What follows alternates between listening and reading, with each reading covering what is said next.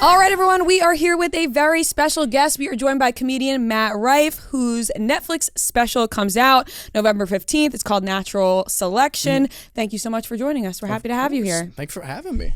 We're excited to have you in the office. Yeah, you have buddies on the couch. This is so cute. Dude. I'm obsessed. You can always tell a lot by our guests when they come in and they either know and love it or are terrified and are like, what the fuck is that? I mean, yeah, he does. If you don't know what Harry Potter is, he does just look like foreskin wearing a shirt. Yeah. I feel like even if you don't know Harry Potter, though, because I only watched Harry Potter for the first time last year. We did like a whole rewatch. Yeah, it was a whole big thing. Wow. But both of them actually, and our producer. Are you serious? Yeah. You watched all the time. First time. We did like a rewatch on our show that we went through every single one. Yeah, it was just like, I feel like I missed out on the magic of it as a kid. You know, I think watching it for the first time as an adult, you're like, I can understand. You know, you're like reading too much into it. I was going too many questions. Noah especially. To midnight premieres for like the books, like when the books would come out. I was at the bookstore at midnight. Did you read all the books? Yes. Nerd. Such a nerd. Oh no, I couldn't. It was very opposite. I was like, you guys at least have to watch the movies. Are you one of those people that believes the book is better than the movie? I mean, yeah, they are, but most books are better than all movies, I think. Like, have you seen Twilight? Oh, of course. Yeah. But assuming you didn't read the books. No, of course not. But who has the time? Fran That's did. crazy. The books are better than the movies. Yeah, we just did a rewatch of all those movies too. But you would not have had the time to read all the books. Harry Potter's arguably one of the better like movies to books good, because sometimes they just butcher it. I think. I just don't have the time to read. How long is a Harry Potter book? Like 300 really pages? long. Yeah, fucking long. Or like you can watch the whole thing in 2 hours. That's so crazy to me. And they sum it up for you. So do you feel like coming on the show, you're gonna reach a whole new audience? Chicks in the office, girls. Yeah, I have no girl fans. No girl fans. It's so uncomfortable. No girls know who you are. A bunch of ugly dudes coming to shows, unfortunately. No, I'm excited. Yeah, so I see you talk about that a lot. Obviously, you have a lot of girl fans, and you say, I forgot whose show you were on, and you said like when girlfriends bring their boyfriends or husbands or whatever to the show, like the girls are all perked up at first, and then like you see it switching like a little bit throughout the show. Does that excite you? It's so fulfilling because I'm so grateful for the female fan base that I have. Like women 100% are who pushed me to be where I'm at right now. Like they gave me all the momentum on social media. I could never repay that. But in doing that, because a certain amount of girls were supporting me, guys instinctually just went against it. Yeah. Like instinctually. If my girlfriend was obsessed with another guy, I would be like, fuck this dude. Yeah. I wouldn't like him either, I won't even press play on one video. Right. It's like when my dad refuses to admit that Leonardo DiCaprio is really good. Like he just refuses to admit it. And it's, FaceTime your dad right now. I'll shut him down. That's insane. It's literally insane. And he'll be like, no, Brad Pitt is where it's at. Like Brad Pitt's underrated. I'm like, nobody's calling Brad Pitt underrated. And Leonardo DiCaprio is... Everybody knows one of the best looking guys of all time. I think your dad's just gay. We've had some conversations about that before. He respects. He's been with my mom for a very long time. He respects a beautiful person. Yes, in general, human. That's good. That takes a lot of maturity. I can respect beauty that. on taking on him all a while sides. to come out. No, I love it because like the women will come to the show so passionately. And by the way, this has changed a lot. Yeah. Up until like April this year, it was like 90% women coming to these shows, which weren't always for the right reasons. And they got there and maybe they didn't like my comedy and they go, well, maybe I wasn't a fan for the right reason, which is fine. I appreciate the immediate support, but like I'm a comedian more than anything else. So like I'm going to do the comedy I want to do. I'm not going to pander to what girls want me to do with the fucking belt thing that went viral for no reason. So they bring their boyfriends or husbands who are always reluctant because they fucking probably bought the tickets. Right. They didn't want to be there.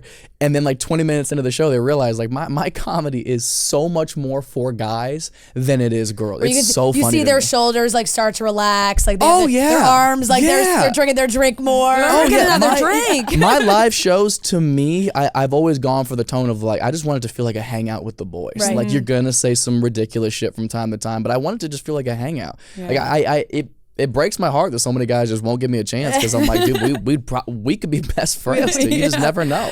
But so I love that they come to the show, and even if it's against their will, they get a chance to like actually see what else I do. And then more often than not, they'll leave the show having more fun than their girl did. Right. They're coming up to you. They're like, "Can I get a picture? This is for my girl, though." Exactly. Oh no, you'll see all the time like meet and greets and stuff like that. Like a couple will do it, and then like the girl will be the only one wanting to take the picture. The guy's like, I don't want to do it. I'm like, did you have fun? He's like, yeah. I'm like, fucking take the picture. Right, dude. right, It's right. not- Hugging at it's the not- end of Yeah, it. you don't gotta be He's weird like, about babe, it. you be in the picture. I'll stand over here. It's like, Yeah. no, everybody can take the picture. No, I appreciate every dude I get. You know what I Yeah. mean? Because it's like I know their intentions are nothing but purely comedy based. Yeah. So you mentioned, you went viral a couple of times. You really picked up steam off on on social TikTok, and you've been doing it long before that ever happened. Yeah. Do you feel like because of, picking up all that steam on TikTok, you have maybe changed your comedy in a way to cater to that more, or do you like stick true to what you want to do and then that kind of takes off on its own? Stuck to my guns 1,000%. Man, I feel for the people who come to these shows and they expect the show to just be crowd work. Right. But unfortunately, those are just people who have never been to a comedy show ever and they Yeah. don't realize crowd work is. I do an hour to an hour and 15 worth of material every show.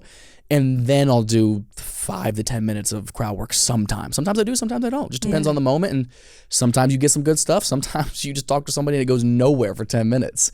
So you get these people that come to the shows and expect a certain thing. But I've always prided myself on building my set, my jokes, and my material to be as hopefully universally funny for everybody. So like I'll come and I'll be like, listen, internally, I know what you guys want. You want to see the crowd work thing, but that's not who I am and it's not what I do entirely. So bear with me, give me a chance. Let me show you what the rest of the show is, and if you're lucky, I'll do the thing you want me to do. Yep, but don't right. don't come If and you're all expect on your best it. behavior, Exactly. Yeah. I will make fun of all of you to your faces. Oh yeah, but if you're the girl who comes and wants to yell out and like to get attention to be the next TikTok, it's like I'm not gonna talk to you. Yeah. You're not gonna be rewarded for bad Right, behavior. I'm not a right. jukebox. You know what I mean? And it's always the person who wants the most attention who's Right. probably the least interesting person you're gonna Right, talk right, to. right. I was going to ask about people who like shout things out at your show on purpose and do they want you to roast them? Do they know what's coming their way? Because I feel like at a comedy show, I'm trying to hide so that the comedian doesn't see me because I don't want to be called out in any capacity. Well, it's because you're a mature adult, and you know to go to an event and not try to make it about yourself selfishly. So it's definitely annoying, but like I said, I get it. So many people who come to my shows have never been to a comedy show before ever, but there's still a level of respect and kind of common sense. Like you wouldn't go to Hamilton and stand up and be like, roast me. Roast me. Look at Like, my ass. Shut the fuck up. Thomas Jefferson's talking right now. Besides music concerts, it's never appropriate to yell out like that in any other live performance. So I get it, but again, it's just like I got to stick to my guns, and I'm going to talk to the people I want to talk to. It's usually like the most unassuming person you would talk to. You get the best something That's out of. it, somebody who is hiding. Those are the somebody, biggest eyes. You can exactly. feel it. Exactly. I'm not going to give attention to somebody who's just being so It's like when a thirsty. It's so teacher weird. calls on somebody who's not raising their hand in class. Exactly. And then he drops a bombshell of an answer, and she was like, "Oh, you were listening and not writing a manifesto." Do you have one like standout interaction that the person just absolutely shocked you with what they said? Yeah, there was. It was like probably 3 or 4 weeks ago now. Was wild. A girl had a seizure in the front row of my show, and this was probably like 20 minutes into the show, and I had to stop everything, and I called for medical attention, like if anybody in the audience was a medic, and luckily some people were, and then like the event staff came down and were getting her checked out. And I had to leave the stage, obviously, to get told what was officially going on. And so I wasn't in the medic's way or anything. And like 8 minutes went by, and my manager came over and was like, "Hey, she wants to stay for the rest of the show." I was like, "I'll give her her money back. Like, go to the hospital." She was like, "No," she said she feels fine. And if it's okay with you, she'd like to stay. I go, "Well, let me go talk to her." I go over there. I'm like, "Hey, are you okay?" And she goes, "Yeah. Can I have a picture?" And I was like, "Are you out of your mind?" Oh my I god! know. I was Go like, to the hospital for more I than know. one reason. What if the That's flash would have crazy. been on? You know what I mean? But you got to respect it. You know what I mean? Like, she They're seize the dedicated. day. She You know what I mean? paid. Seize the opportunity to get the photo. That is insane. But she was such a good sport the rest of the Yeah. show. Like I did like 15 more minutes on Seizure jokes. It was brutal. But Were you nervous the rest of the show? Like, oh no, what if this happens again? no, we've had it happen since then. We've had a seizure last week, I think it was. We had somebody overdose in the crowd in Indianapolis. Do you have some strobe lights going in during your comedy nothing show? at all. It's what was scary is because people go to such weird lengths at these shows. Like, fist fights happen at these shows. Like, people do not know how to act. It's so really frustrating. actually do kind of lose their mind. I feel like comedy live events, like people either get really drunk or they just start to experiment with things. Oh, You're of like, course. this is a comedy show. Of course, or especially like once I've started to talk to somebody and they feel like they should have been the person I talked to. They'll do anything to get that little attention. grab. And So they we feel had like to- they should be the comedian on Oh stage. yeah. we had to like have a serious sit down and start to think about like we almost didn't even put that clip out. If she wouldn't have been totally fine, Right. and it was such a good sport of all the jokes we said, we would not have put it out there for the awareness because Yeah, it was that's a real like a follow-up. possibility. You're like, we gotta make sure that this one's okay. But also like people, we were like, are people gonna start like faking things to get attention at these shows? Because I've had people come to shows wrapped in Christmas lights like to get attention. God. It is insane. Just come and watch. Well, you're doing like massive venues now. So how does that kind of translate to the different? Because crowd work, obviously, like when you're in a small comedy club, you can literally look into everybody's face. When you're in these big venues now, how do you kind of deal with the bigger crowds and like somebody on the balcony like throwing themselves off the balcony? It's bigger risk, bigger reward Right. for sure, because you have to be very cognizant of the people on the balcony, right? Because if I'm talking to somebody in the front row for 15 minutes, unless my jokes are very descriptive and just very, very funny hitting, the people in the back don't care what I'm talking about because they can't even see what's going on. So oftentimes I have to describe the situation. I have to reiterate. People love to talk shit about that. Be like, he repeats what they say to buy time. I'm like, well, A, but B, there's 3,000 people here. Dude, people 8 rows behind that person didn't hear what they said at all. So it is definitely harder, but it's still something the only reason I do crowd work is because it's fun for me. Right. Yeah. I feel no need to like have to fill the algorithm or appease people's need for me to don't come to the show expecting me to do anything. Just come and enjoy the show. So I think it's changed people's expectations, but they end up leaving happily. Right. Can I ask you like a silly question but I'm always curious with comedians because it is your profession. When did you know you were funny? Ooh, That's a good question. Yeah. I'd say my first time doing stand-up. I mean, I knew I was like class clown. I could make like my friends and family laugh, but I feel like everybody kind of does that, unless you're just a very introverted child, which a lot of people are. But for the most part, it's not hard to make kids laugh. You know, you shoot some milk through your nose. You know what I mean? It's not I that also hard. feel Make like a fart there's a noise. difference between the person who's making people laugh or the kid in the group who everybody makes fun of. And what's crazy is I was both. I was both of those people. Like bullying in high school definitely sharpened my sense of humor because it was pretty frequent, and nobody was like, wasn't shoving me in a locker or anything, but it was always a lot of jokes at my like physical expense. So rather than like be embarrassed by that and make it awkward, you would just make a joke playing into it, be like, Matt's ugly. I'd be like, just make an ugly face, play into it, So I forgot the question. When did you know you were funny? When did I know I was funny? So high school, I had an inkling that I was, or like middle school, I suppose I had like an inkling of it. But my first time doing stand-up went really well. I was very nervous, of course, and it was looking back, it's terrible. But I had fun and I had success and I got laughs, and that's what made me be like, okay, I can do this. I can at least enjoy doing it. Like I'm not bad at this. And at the time, I had no idea how to build a set. I thought for the first like 6 months of doing comedy, I thought every show was supposed to be a new show. So every time I went to a new open mic, I would do a new 5 minutes. I would bust my ass on it. I didn't know about like saving jokes and working on them and stuff like that. So I think had I not had a great first experience, I probably wouldn't have tried it again. Yeah. As a matter of fact, my third time ever doing stand-up, I was too confident and I did an act out where I was doing like this gigantic cry. It was so similar to such a notorious Dane Cook crying bit that he has where I did my best. It's such a funny bit. Yeah. This was my 15-year-old version of this. And I like ended up on the ground like, but like that was supposed to be the punchline.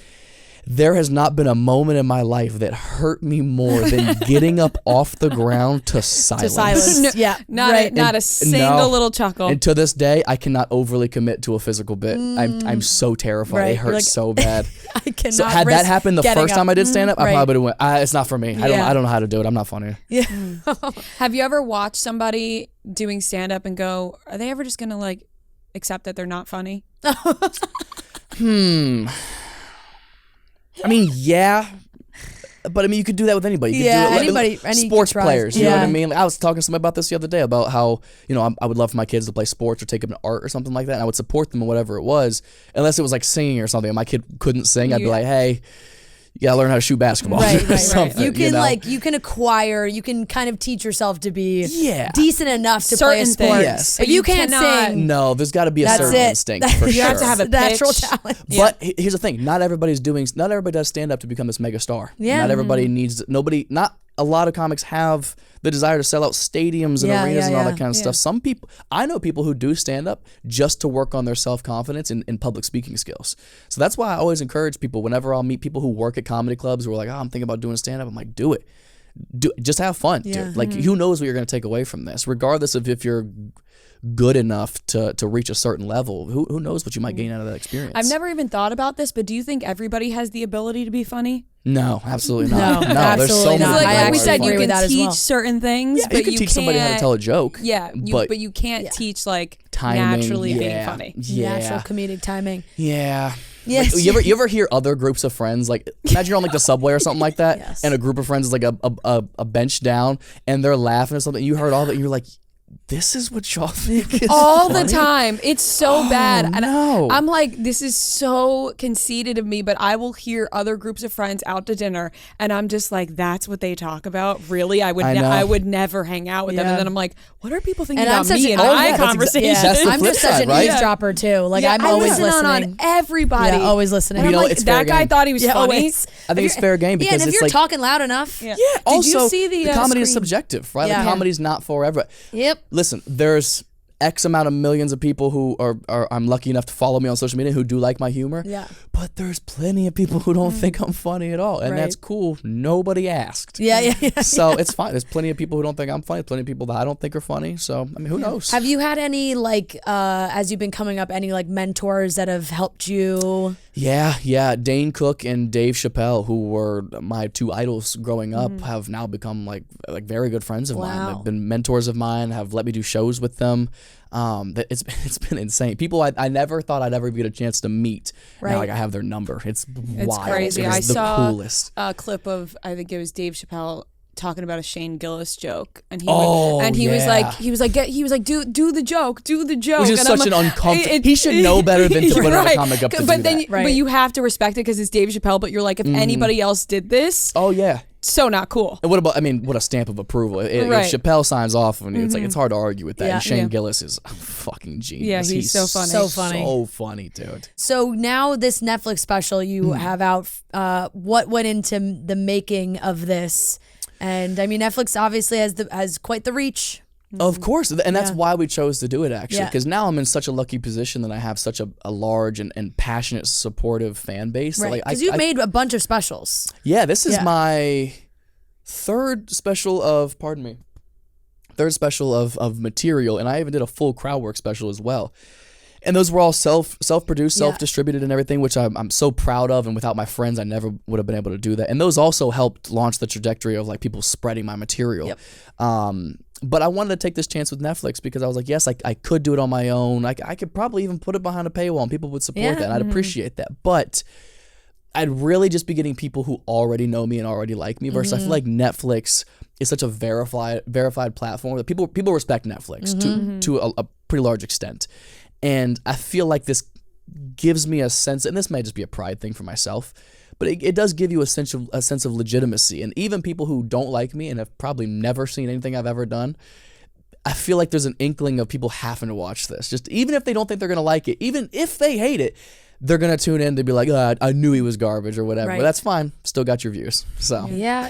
I wanted a chance to reach a broader audience. Right. Yeah, and I think it's a global platform. Yeah, I think anybody that also opens Netflix, when they see that main page come up, and if there is a new comedy special on there, whether you know the comic or not, you're like, oh, take a chance. you're expecting it to laugh. Like you're like, if Netflix took a chance on this person, I can watch it. Oh yeah, that's why I'm so happy for like Ralph Barbosa just put a special on there. It's fucking fantastic. Yeah. He is incredibly talented and up and coming, and not a lot of people knew him. I mean, his clips also started to take off. Yeah. But I knew this put him in front of an entirely different fan base, and I'm so excited for what he's about to do next. Do you run these specials by anybody? Like you mentioned, Dane Cook, Dave Chappelle, they've become mentors to you. Do you have them watch it at all or keep it to yourself? They're more on the busier side of my friendships for sure. I wouldn't ask them to go throw oversee them my the stuff. whole link. Yeah, but certain people like my director Eric Griffin, who's been one of my best friends for 10 years. Slept on his couch when I moved to LA. When he came on to direct this special, he came out with me like for the past 2 months leading up to it. And I turned this special around very quickly. I put out my last special in February of this year. Right. But that's the privilege of stage time. It's like you, as a comic, and a lot of clubs and venues don't understand this, like comics need stage time. You cannot get better at stand-up without being on stage constantly. So this tour allowed me to develop a lot of material a lot faster. And about 2 months out from filming the special, so starting around like late July, I brought in my director, Eric. We just started changing everything. I was telling jokes in a different order, punching them up, saying them in different tones, different inflections, just experimenting with stuff to try to make it the best it can be. Which is so funny because you film the special, and then while you work on new material, you have to use some of those jokes still just to fill the time a little bit. And now some of those jokes are so much better than they are in the special. I worked on those once. I know. So now I watch the special, and I'm like, this is good, but it's better now. Yeah. So it's just a lot of experimenting and it trying entices people to to come to see you live. You know, it's like, Exactly. hey, I worked on it. You can come see it. Exactly. And so many people appreciate being a part of that process. Yeah. Even now, like the portion of the tour I'm on right now, I'm working on a lot of new material because like when the special comes out, I want people to come see me live and not know all the jokes I just did in the special, and vice versa. So that's the most fun part, I think, is experimenting, and a lot of people can appreciate like that building process. How do you choose what place you're going to film your special at? I mean, it's personal preference, really. I chose Washington, D.C. just because it's my favorite city in the entire world, and the Daughters of American Revolution at Constitution Hall is such an infamous venue. Eddie Murphy did one of the most famous specials of all time there. Robin Williams did a special there. Cat Williams did Pimpin' there. So many presidents have touched the stage there. Right. And it just looks like a coliseum. Like, it's just gorgeous. I had a chance to open up for Dane Cook there, and I think in 2019, and I just fell in love with it. So I was like, with this being a city I could potentially move to someday, I've always felt the love here. And it felt like the right place. And if I'm proud of anything with this special, is how it looks. It's shot very, very well. We're excited to watch. I want to ask you about that. You've blown up so much, and you were on the Forbes list, right? And so I want to ask you how that feels. / how do you, because kind of like money is a sensitive topic, right? So when it can be when it's thrown around and people see like actual numbers, they're like, oh my God, he made how much? How do you feel that people see that and you are even on that list? People have to bring it to my attention. Like I know I'm being paid well, but because I'm on this tour of, I do 10 shows a week. Yeah. Like and then on my 2 days off, I'm traveling. 10 shows a week? 5 days a week, 2 shows a night. That is insane. For the next probably 8 months. Wow. Yeah. But because I'm so caught up in this rigorous tour schedule right now, and I'm taking meetings and working on a bunch of other stuff, this is probably a good problem. I've had no time to spend my money. That's right. Saving a ton. The only thing I've done is buy my mom a house and a car. Like that's it. So now nice. she's set up. I feel like I've got my responsibilities in line. Right. But as far as like buying myself a house or a flashy car or whatever it may be, I've had no time. Like, how did it feel seeing your name on that list? Like it's got to be crazy, right? Insane. I do not deserve to be on that list. That's so crazy to me. So many people who are on that list have worked so hard and have been like such true entrepreneurs for years and years and years. And yes, I suppose self-production is a form of entrepreneurship, but I mean, I'm flattered to be in the company that I'm with. I mean, they are all so talented and work so hard to be on that list and make a lot more money than I do, rightfully so. Right. I did not. I mean, touring like that is crazy. What is your downtime like? You don't have any at all. You have no downtime, and then you come on the podcast here to fill your downtime. You're welcome. Seriously, thank you. But are you like, oh my God, I'm tired of hearing myself? All the time. Yeah. But that's the best part about this process I'm in right now is I'm trying out new stuff because, after months of doing your own material, granted you're always working on it in some form or another, you do get tired of it, of course. And that's the number one thing my team and I reinforce each other with is like anytime I complain about like, I don't want to do a show tonight, they're like, dude, a year ago you would have begged to do a show like this. And it's like, you're right. You're absolutely right. It's a little perspective. I asked for this. Did I bite off more than I could chew? Absolutely. But I got to commit. And you know what? When it's all done, when this tour is over and I said I completed it, I'm going to be incredibly proud of myself. Is anything off limits for you comedy wise? Because obviously comics love to make fun of themselves. They talk about their loved ones, their families, everything. Now that you're seen everywhere, and especially on the internet, right? When your clips go viral, it's like one thing to tell a joke in front of a room of thousands of people. Of course. When that joke then is seen by millions of people, you're like, maybe I shouldn't have said that about has that ever crossed your mind ever? Yeah, but Nothing's off limits. To speak candidly, people on the internet are fucking idiots. Did Yeah, I say yeah. internets? I sound like an idiot. Jesus Christ. People on the internet are morons. Yeah. If you try to please the people on the internet, you will never succeed, ever. So what I go by is I try to please the people who paid money to come see me live. Those are first and foremost the people I feel like I need to appreciate and please the most. But as far as generalized comedy and content goes, I don't think there's anything you can't make a joke about. I think it all comes down to intent, right?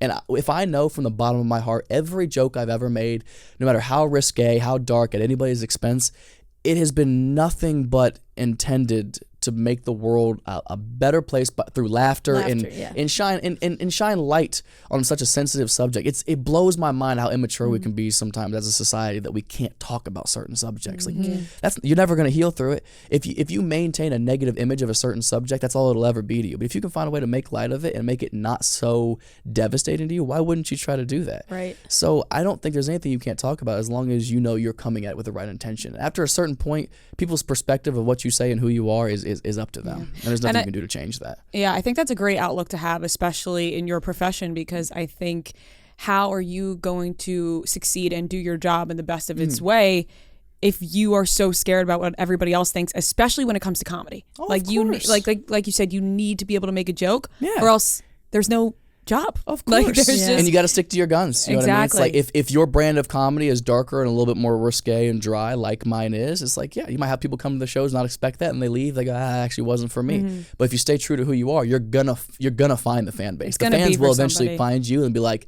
this is my shit. I like this. Yeah. And so you mentioned you have a girlfriend, and I saw that you I love the way that you talked about her, and you said that she's so supportive of you at the shows, and when people are calling out and like saying nonsense, she's like, that was so disrespectful of them. Like, you're trying to get up there and do your job. Oh, yeah. What about making jokes about your relationship? It's newer, and her. How does she feel about that? We haven't really gotten into it that deep. I haven't started to roast her yet. But the fact that she's British helps everything. The British love self-deprecating, dry humor. So I mean, she's always down for a good roast. They have great sense of humor. Oh my, it's the best. best. She's yet to be offended by anything I say, which is all I could ever ask for. Because the things I say on stage, if that upsets people, imagine what I say off stage. That'll be clipped out of context for sure. Can't wait. Imagine what I'm calling her behind the Yeah. scenes. I Jesus think Christ, I think everybody fine feels ass. that way sometimes, that they're like, if you're that's what he says on camera. What is he Oh saying yeah, off dude. If you think what I joke about now is offensive, cancel me and let me lose everything. Yeah, let me have nothing to lose. Imagine the jokes I'll tell then. Dude. It's like almost I said, the best spot to be in. rock bottom, absolutely, yeah. But I'm so lucky she's okay with everything. Yeah. She loves when I roast her at home, and she roasts me right back. So I mean, That's the best kind of a relationship. You have to have that kind of relationship. I have dated people before where I'm like, she walks out of the bedroom for date night. I'm like, oh, that's what you wearing? And she's like, What? no. Like, I'm fucking with you. Come on, you can compliment it all day. I can't throw some. I can't throw you a loop. Yeah. Dating a Need comedian. to have that. I know. But she's such a sweetheart. That's about great. it. I love that. What's your social media time like? Do you try and stay off of it when you're touring, or how much are you consuming? I for leisure time, I try to stay off. I mean, we have a schedule now. Like we try to post on certain platforms like 3 times a week. YouTube probably twice a week. Instagram twice a week. So we have a schedule for that kind of stuff. And then after shows, I'll go on like TikTok or check my DMs sometimes to see how people felt about the show. If they have something nice to say, maybe I'll retweet it or repost a story or something like that. But don't search your name. I was gonna say, do you Google your name, Dude, or absolutely not. worse, do you type your name in on Twitter? Dude, I've done it before. It's the Been there. worst possible thing. For there was an intro for this special we were gonna do, and we ended up having to cut it for time, unfortunately. And it came out really well, but there was a portion of it where I was reading mean tweets about myself, and they're like, "See if you can find something." I go, "I can try." I typed in Matt Rife. I go, "Found them immediately." The easiest things to find were people talking shit about me. So. Don't tune into it. It's hard not to. It's so hard not to. And it sucks. You can read 10 compliments about yourself, and then one person being a dick to you. Like, that hits you more than all those compliments did. It sucks the way our brains work. If you want to find the most ruthless, you just got to type your name in on Twitter. I know. And it's usually from somebody with a fucking anime profile picture with 3 followers tweeting it to themselves. Yep. It's like, you're such a fucking And loser. also, like, doesn't that, I hate it too, because afterwards you think like, I just gave them the Yep. They don't know that I saw it, but I just gave them the satisfaction that their tweet actually made it to me. Yes. Oh, absolutely. You know, That is the worst part. You're like, oh. That's why I don't respond to so many. You tweet shit out. You don't think anybody's gonna see it, but I'm like, I fucking hate see that. it. I I hate was that it made it talking to me. about I this hate with that my it made it to fiance me. the other day, where I was like, I was talking about a comment somebody made, and then I was like, wait a second, I feel like such a loser right now Having it affect that you? I am talking about this Yeah. out loud. Like, Imagine this person knowing yeah, that like, we're if talking they about their knew comment. that I was mentioning this out loud. Like, oh yeah. that's the worst of it. Oh yeah, I stopped doing that with people. Anybody who's like a comic that talks shit about me or whatever. Every time I'll type something out. I'll type out a response. I'll be like, oh, I can fucking get you so good right now. And then I go, you know what? You're only mad because of the position I'm in right now. Yeah. And me responding to you would Yep. be the most success you have ever had. Yep. And I'm not going to give that to And you. it's, you know, Sorry. it's a lot of it comes from, you know, jealousy. You have I hate to look at it like that because it feels conceited to it accept that does. people are It jealous totally of you, does. but But when you're doing something that like is so cool and you're good at it and the success is coming, people say, "Oh, that should be me, not him." which is so You know? crazy because Yeah. it's like nobody's forcing you to like me. Yeah. Nope, just because other people like me doesn't mean you have to like me. It's Yeah. it's so weird, but also I get it. I've been so jealous and envious of Yeah, people, and now that totally. I'm in the position I'm in Yeah. right now, I feel fucking awful about feeling that way about them or Right. saying the things I may have said about them. Like they didn't deserve that. Yeah. Now that I know what I'm going through, I can only imagine what they went through. Yeah. So it's so not fair to people. So I mean, listen, if you're talking shit on the internet, you've already lost at life. So Yeah. it's- Do you you've already respond to lost. DMs? No, I DMs. I really try to stay out of as much as possible. It's just there's a Yeah. lot in there, Right, right. unless it's coming like direct from like the verified thing, like it's a business thing Yeah, or like, yeah, or like yeah. a famous person. Yeah, That I'm yeah. like, oh my god, Yeah, right. like Samuel L. Jackson followed me, and I was like, what? the What? fuck? Yeah, Yeah. somebody who you would never even assume Right, has right, Instagram. yeah. It's like something that like that I'll acknowledge, but yeah, Yes. I'll try to stay out of it as much as I can. It's just I know there's a lot of positive things in there, but the negativity is just not worth it. So let's hear your schedule. Like the next, we'll wrap up in a second. But now that we know you're just nonstop everywhere, and we knew that already. But what cities are you going to be in? Do you even know? Do you even know the next city that you're going to? I go to Cleveland this weekend, and the reason I know that is because it's Ohio? it's a comedy club that I kept Okay. on my schedule, which my agents were like, "Why are you doing clubs?" Yeah. It's like, well, I needed to work on new material, Right. Preferably not in front of 3,000 people. Yeah, and I mean, hey, look, like especially, I mean, we're spoiled because we live in New York, right? So like, you could walk into the Comedy Cellar any night, and who knows, like Of course. Seinfeld Yeah. could walk in and do 20 minutes because Of he just course. wants to work on new stuff. So Yeah, you never that's know. like the coolest thing about being at Absolutely. a club and having someone. But for me, I have to work on new stuff. It's still a sold out comedy club, Yeah, which yeah. is now an intimate feeling for me. Right. Yeah. So I know we have Cleveland this weekend, and then I have a Texas run, which I'm very excited about. Texas is always a good time because they don't give a fuck. Yeah. Dude. They're a great True. time. We're doing like Austin City Limits down there, Dallas, San Antonio. Excited about those. And then back home to Thanksgiving for LA. We're doing the Dolby Theater, which is where they Okay, host the cool. Oscars. Yeah. Which is also funny because it's 2 blocks from my house. I live like 1 block over from Hollywood Boulevard. Yeah. And I've walked by that theater a million times. Never thought I'd ever even get a chance to step inside. Crazy. So I'm excited for that. And then it's a lot more club dates in December. So again, work on this new show. And then I'm back here in February for 6 shows at Radio City Music Hall. So I'm Amazing. so excited. That's for awesome. That. So That excited. is awesome. I'm hopeful. Yeah, congratulations Yes, on congrats to everything. you. Thank you so much. So awesome. Everybody go stream the Netflix special. It will be out. This episode will air Wednesday, so it's going to be a week from today, November 15th, on Netflix. You guys know the drill. Go watch it on Netflix. Talk about it. Share it. Be nice. And yeah, send him a DM. He won't read it, but it's If it's nice, maybe I'll read it. yeah. Thank you so much. Yes, Matt. thank you Thanks so much for having me.